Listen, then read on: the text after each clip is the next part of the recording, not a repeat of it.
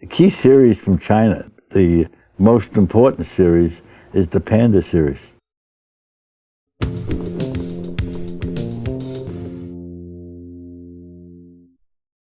That's the one that's the longest and the most consistent and the most collectible. With each year having a different design, it's kind of amazing in a way, how many different pandas there are. Yeah, 1983. At the end of, or at the beginning of '83,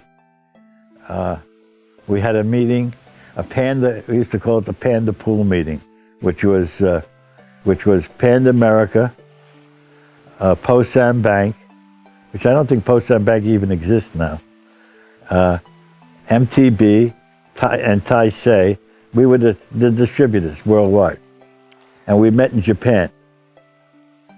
In a hot spring place. It was not just we had the meeting, and with the head of China Mint Company, it was called at that time, and so they had the head of the China Mint Company and the interpreter, and all of us, and we were talking about the program, how to make it work better.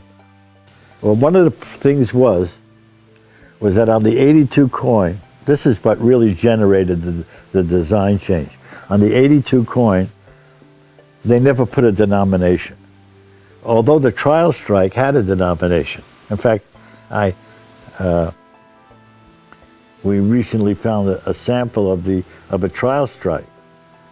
All right, one had the denomination with the Great Wall. The other had the denomination with the Temple of Heaven on the reverse. So they had that in mind, but someone at the Bank of China said, hey, you know, the Krugerrand doesn't have any denomination. It looks much better if we take the denomination off. Aesthetically, it looks nicer, they thought. So they just took it off. And in the beginning, we had some problems with that, bringing it into the country, because a medallion, if it's a medallion, you got to pay 8% duty. And this was so we had to get a letter from the Bank of China saying these are legal tender coins. If it had the denomination, we wouldn't have gone through all of that stuff. So anyway, we would always get the feedback. Even to this day, a lot of people think it's a medallion, but it's not. It's really a coin. It was always intended to be a coin, and it is a coin. Anyway, when we had the meeting, we said this is one of the things that's kind of hurting the program, but not having a denomination on it. So we said, instead of just putting a denomination now, because it'll look silly, one year you have a denomination, next year you don't, change the design, make a whole new Panda coin. So they agreed. And then we said we also should have a small coin to compete with the 2 peso. So we came out, that was actually Louis Vigda's idea. So we came up with the 20th. Well, both those changes was a success. The 83s sold better than the 82s, and the 20th was that became a fantastic coin later on. But when the jewelry business picked it up, they'd go out and people would order 10,000 at a time.